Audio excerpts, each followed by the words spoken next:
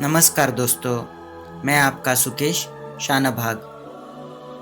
कुरुक्षेत्र का आसमान अंधेरे से भरा था।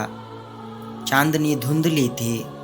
उस अंधेरे के बीच पांडव के शिविर में एक अनोखा योद्धा युद्ध के लिए तैयार था। वो था घटोत्कच। कुरुक्षेत्र युद्ध के 13वें दिन कौरवों ने चालाकी और साजिश करके अर्जुन के बेटे अभिमन्यु को चक्रव्यूह के अंदर मार डाला। अभिमन्यु की मौत से तबाह पांडव शिविर दुख और गहरी खामोशी से भर गया था।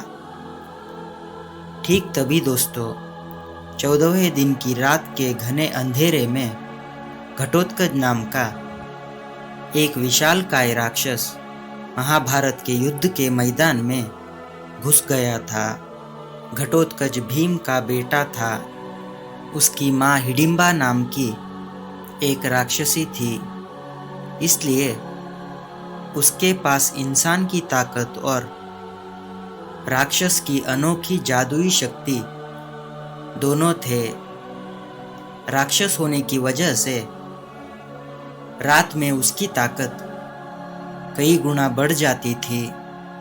महाभारत युद्ध के 14वें दिन कौरवों ने रात के अंधेरे को हथियार बनाकर पांडवों पर हमला करने की तैयारी की।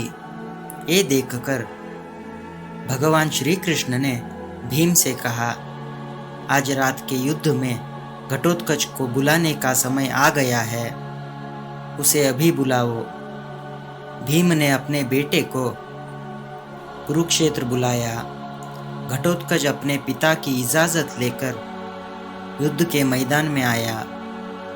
आसमान में उड़कर उसने अपने जादू से कौरव सेना पर हमला कर दिया। उसने बड़े बड़े पहाड़ गिरा दिए। उसने आसमान से आग बरसाई। घटोत्कच की चीखें और उसका गुस्सा देखकर कौरव सैनिकों में डर फैलने लगा।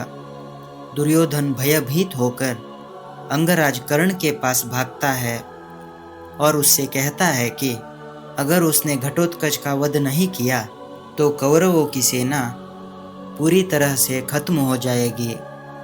कर्ण के पास वासवी शक्ति अस्त्र था जो उसे इंद्र से मिला था, लेकिन वो इसका इस्तेमाल सिर्फ एक बार कर सकता था।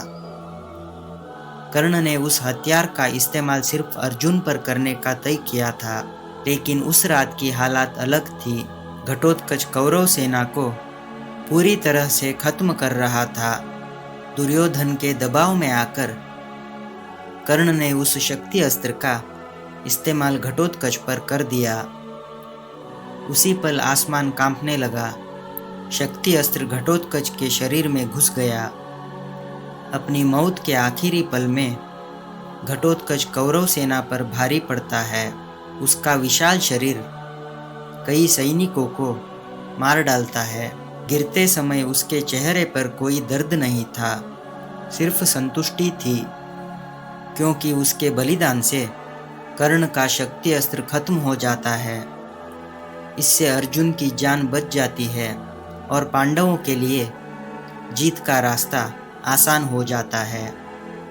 भले ही भीम की आंखों में आंसू थे, लेकिन उसके दिल में घटोत्कच के लिए गर्व था।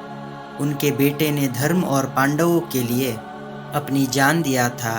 प्रिय दोस्तों, घटोत्कच का बलिदान ने इस तरह से महाभारत युद्ध का रुख बदल दिया। ऐसे और वीडियो के लिए हमारे चैनल को ज़रूर सब्सक्राइब करें।